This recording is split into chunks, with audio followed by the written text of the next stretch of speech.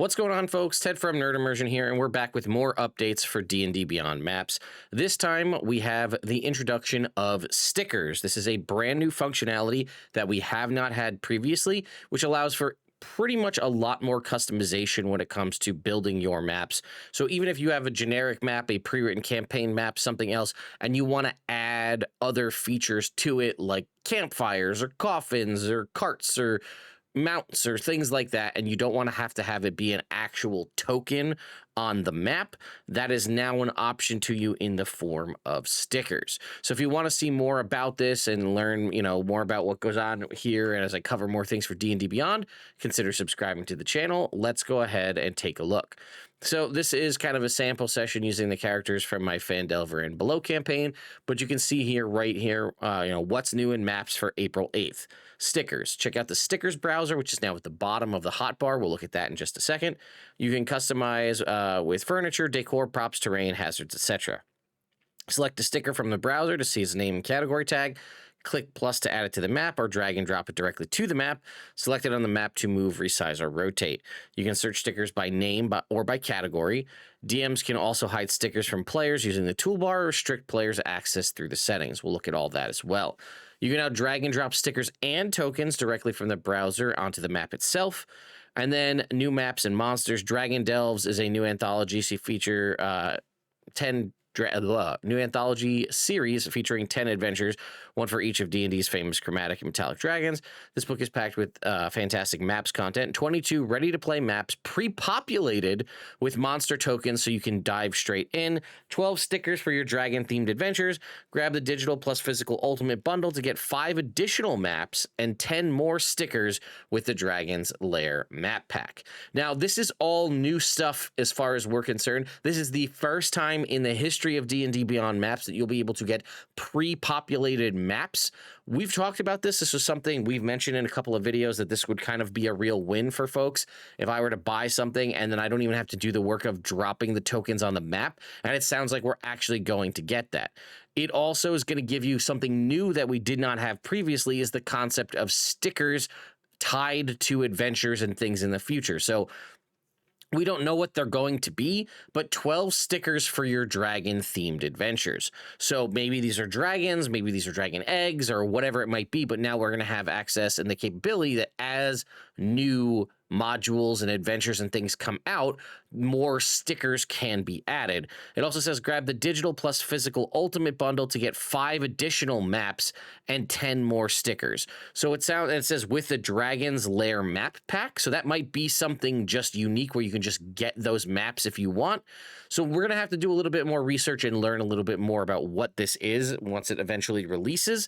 But this is very cool and is showing that there is apparently, while we know that Sigil has been shuttered and is kind of just going to continue to limp along and cover what it already said it was going to release and be sort of covered as like a premium feature of D&D Beyond, but not like a full-blown virtual tabletop, it seems that Maps is going out here and doing a ton more stuff with this concept of adding more and more things, which also makes me think we might be able to see potentially, we've seen a lot of third-party stuff added to D&D Beyond Marketplace in the form of classes, subclasses, adventures, and so on.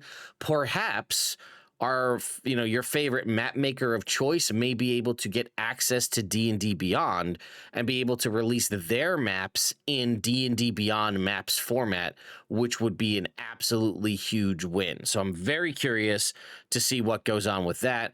But also this concept of being able to buy upgrades just for maps. Now, I will say right now, one of the big benefits that I think to D&D Beyond maps is the concept that you have the subscription to D&D Beyond, you just get maps for free. But obviously, if you buy an adventure that has associated maps, you get those. So I'm not sure how I feel about the potential of digital or D&D Beyond maps only content. I like that right now it seems like it's tied to other things. You buy an adventure book to get the access to it on D&D Beyond, and then you get these other sort of map things as a bonus feature. So that's enough of the high level stuff. Let's go ahead and take a look. You can see we've got a pre-populated map here, and now at the bottom of our toolbar with the hotkey S is the sticker browser. So you can see a variety. Now, there's not a ton of stuff here, but there is a handful, right? You can see like, okay, let's say we wanted a bush right here in the middle. Now, we can obviously click on it and then add the plus to add it somewhere, or we could just, as you saw now, it's just functionality where you can just drag and drop so you can put it wherever you want.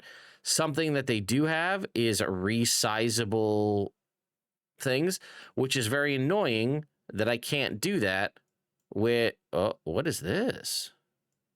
Oh, okay, that was me. I did that. I added the extra red ring. I forgot about that. I was trying to find a way in the last video to like add a bloodied condition to a token to see if you could just do something like, and you could obviously take a overlay and shrink it down real small to kind of give the presence of a bloodied token.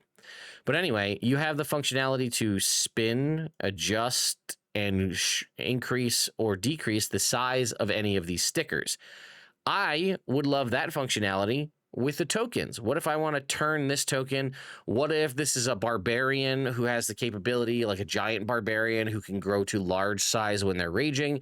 Or if my wizard casts enlarge on somebody to make them grow a size category, this functionality right here of just drag and drop, expand and contract, release the size or increase or decrease the size of a token, we need that on the token aspect, because currently the way a token is denoted is whatever size category that creature is. So you see the Aarakocra over here is a medium creature. If we were to grab this Artuk Elder, which is a large size, you see that it comes in as a 10 by 10 creature because that's the way its token is designed. So in theory, if you wanted to have, say, Bronson here increase to large size, I would need to make a token, like, even if I wasn't tying the stats to it, but I'd need to make like a monster token that is Bronson Barley, the large size creature, so that I could drop the large size creature onto the map so we have it. Obviously, that's not the case, but we already have now precedent for expandable sticker size. Can we get this transferred over to the tokens? All right. But again, as you saw, we can drag and drop things, no problem, from the browser. Previously, you could only do that with the plus sign. And you might say, Ted, well, that seems kind of dumb. Why does that matter to you? Well, let's go ahead and do something like Fog of War, and let's add Fog of War to this whole side of the map, right? Now, let's say the party's over here, and I'm like, oh shit, I forgot to add an enemy that I needed to add. Let me go ahead and go to my token browser, and I forgot that I really needed an abominable Yeti, right? So if I hit the plus sign, it's going to go ahead and populate that Yeti right here in the middle, because when you activate something with the plus button, it will put that token in the direct center of your computer screen. So like this is obviously not, it's more or less the center of the screen. So this is dead center. If I hit the plus sign, it's going to drop that there, but I don't have the functionality to add tokens hidden. I can hide it like this. Now the players can't see it, but if I had done what I just did where I hit the plus sign, all my players would see this abominable Yeti, and then before I'd have to take the time to go in here and hide it. So what you would have to do is, one, know that wherever the center of your screen is where it's going to appear. So if I scroll over here to an area that's fogged, I could add the Yeti in, and it's fine. It's safe behind the Fog of War. The players can't see it, and then I could take the time to do any adjustments to hit points that I want, and then also hide it so that eventually once this area is the Fog of War is removed, they won't see this token until I choose to reveal it. And, again, that's a little nuancy and it takes time to figure out. But let's say we're in the fight and I want to add that Yeti. I could just take it and drag and drop it into the Fog of War area and then go ahead and hide it. So I could do that. That way I don't have to worry about accidentally revealing something to the players by clicking that plus sign and adding the token into an already exposed area. Now, a functionality that I would love to see would be some form of a toggle here in the token browser where I could give me this little eyeball token, hide or reveal next to the plus button, so that I could go ahead and check that button so that when I drop it on the map, it's already hidden from the start, as opposed to, the other option is you could just default it to always hidden, and I would be fine with that. If there was a checkbox in the settings somewhere that was default all the monsters to hidden when they hit the map, because realistically, I'd rather have my monsters or any tokens I drop on the map hidden first, and then I have to just go through the effort of revealing them, than having to accidentally reveal something I didn't want to reveal and try to hopefully quickly hide it before anybody notices. So, ideal scenario is there's a little eyeball here that I can just go ahead and click, and then that way when I drop it on the map, whether I hit the plus button or drag and drop, it's already in the hidden state. Or honestly, default everything to hidden, and then you just have to choose to unhide it, and that's fine by me. All right, so back to, let's go ahead and reveal all, and just get that all cleared out, and then we'll look at the stickers again. So you can see you have a variety of different options. Nests, we've got, okay, like maybe the party was around a, a campfire. Bronson's over here making some stew. Go ahead and move that wherever we want it. And, expand it up. So there you go. There's our big stew pot that Bronson's got. Now, obviously, we could hide it so nobody could see it. We could unlock it. We could lock it so that it's not movable. So if you don't want the party members to be able to move your, bonfire or whatever around, and obviously you can just delete it.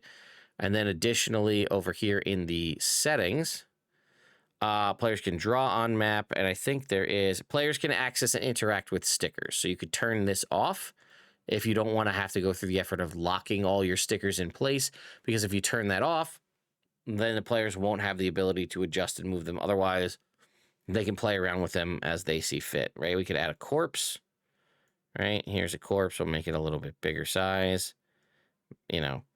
We could add, we've got barrels of food. We've got, it looks like ladders or portcullises. This is probably a pretty common one here, would be the horse and carriage.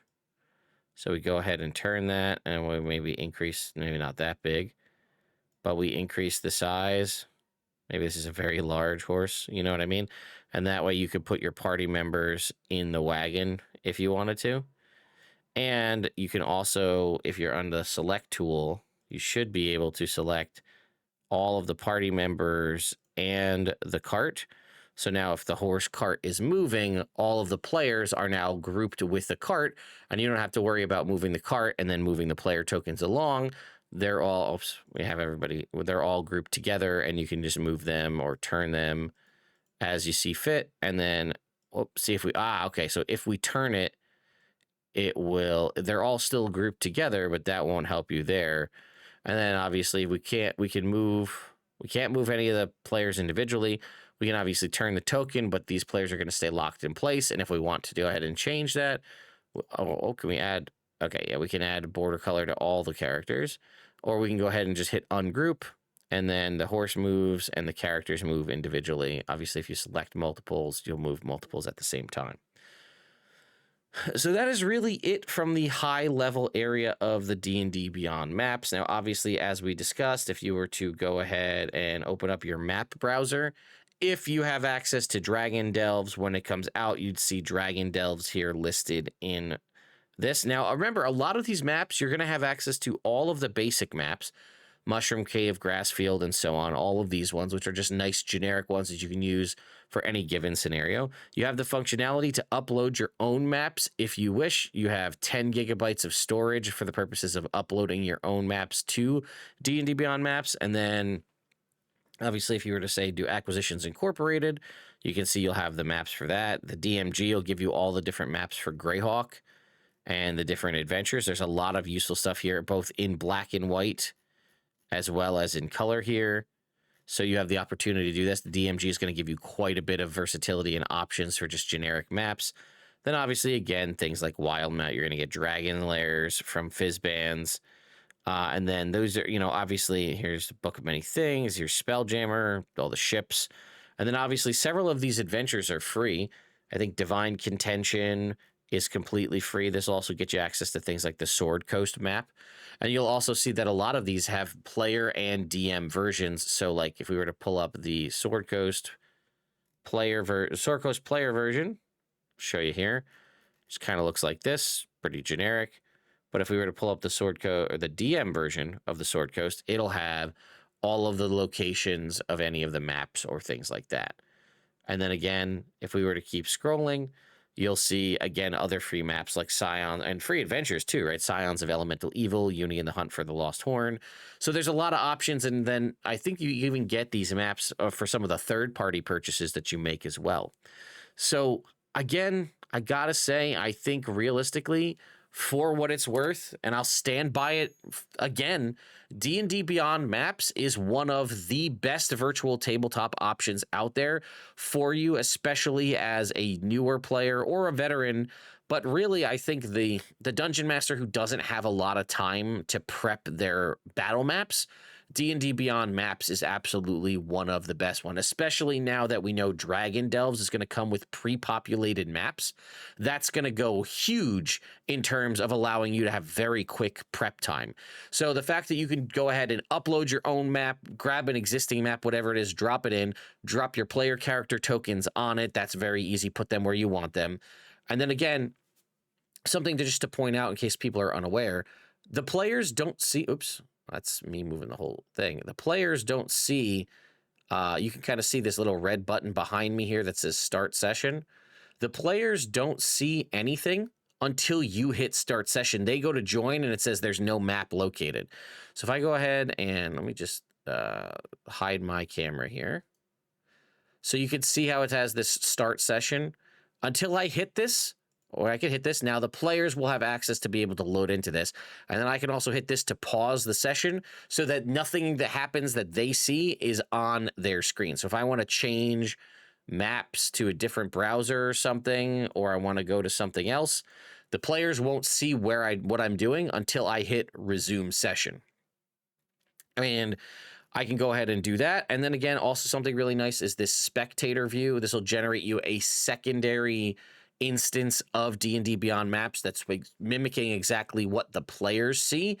Again, it's called spectator mode for the option of if you're going to stream this and you don't want the stream to accidentally give away details that they shouldn't have, or the players, if they're watching the stream as well, to keep an eye on chat or something, that they won't get the things spoiled for them. But realistically, again, a lot of what goes on here is you can do your prep time in like 30 minutes or less. Whereas, okay, I throw my map down, whatever it might be. Like, so we'll just go ahead and do one real quick. We're going to go into the map browser. We're going to go to the basic maps. We're going to grab that stone tiling here, right? We're going to scroll down. Here's our stone tiling. So here's our map, right? Kind of looks like a chessboard. Okay, we're going to grab our players. We're going to say it's Gable, Bronson, Soot, and Bishop. Here's our 4 players. There's going to be a door. They're going to come in on this side. We throw our players here.